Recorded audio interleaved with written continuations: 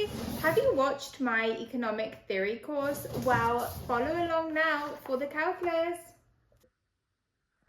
So this episode will correlate to episode 5 of my macroeconomic degree course for the girlies playlist, which I would highly recommend you watch the video first before trying to attempt this question. I'm going to talk you through the question. I want you to work through it with me. So kind of write down the steps as I'm doing them and you'll really be able to see how it all comes together. This is... In the last episode, I explained how you actually derive a money market equilibrium for an interest rate. Here, I'm going to show you how we actually solve a question and the type of question we're likely to get in a seminar. Okay, so this is what we have to work with. Demand for real money balances is given. LYR is equal to 0.25Y minus 20R. The nominal money supply is equal to 500 and the price level is P equals 2. The first part of the question is derive the LM curve equation relating R to Y.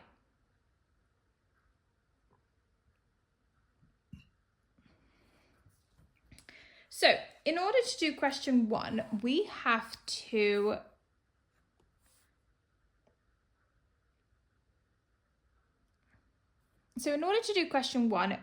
to set the money market equilibrium.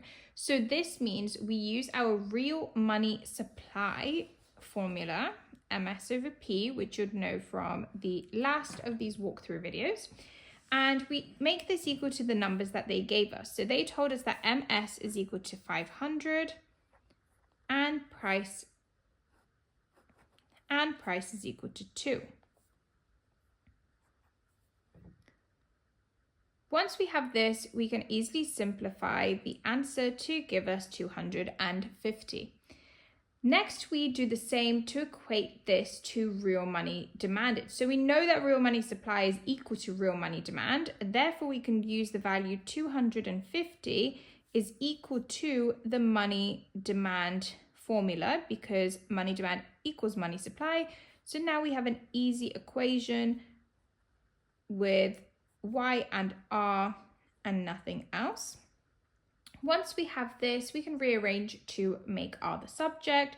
So you're going to take the R section, so minus 20 to the right-hand side. So we've got 20R is equal to, and we keep 0.25Y in the same place.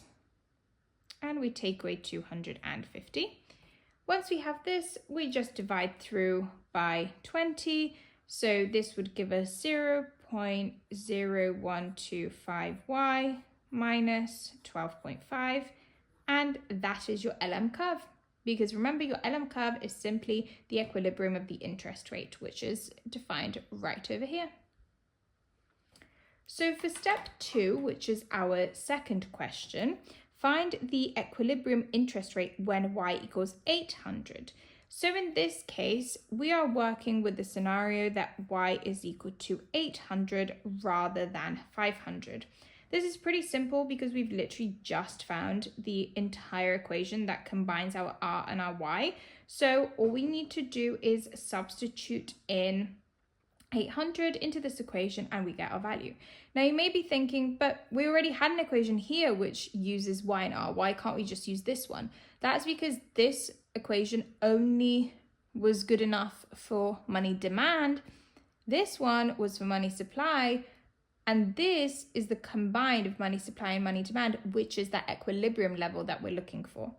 So now we sub 800 into this question. So R is equal to 0.0125 multiplied by 800. Take away 12.5. If you do that on your calculator, you'll get that R equals minus 2.5. This is a negative value, so this basically means that this model will predict that the central bank would need a negative nominal rate to clear the money market at that income level.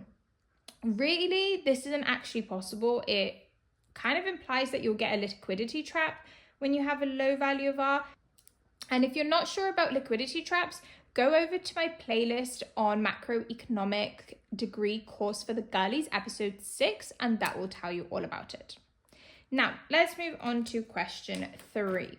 So question 3 now states that suppose the central bank increases money supply to 600, what happens to the LM curve here? Calculate the new interest rate when y equals 800 and interpret the result. So now we kind of start back at the beginning again. So in this case, our MS, so we still use our MS over P, is going to be 600 over 2 instead of 500 over 2, which gives us 300. We essentially follow exactly the same steps as before, however now with these new values. So again, we make that equal to our money demand equation. So 300 equals 0.25y minus 20r.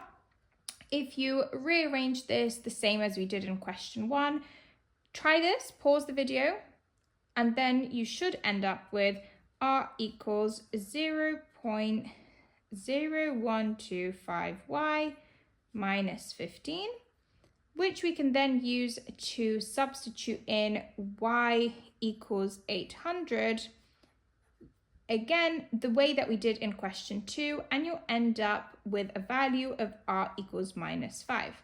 Again, if you haven't paused and tried this, try this yourself and make sure you can get to the same value. So the last thing here is just to interpret these values. So if r is equal to minus 5, it's now even more negative than before. So the central bank will expand and push r down for every value of y. So again, you're kind of falling further into the trap.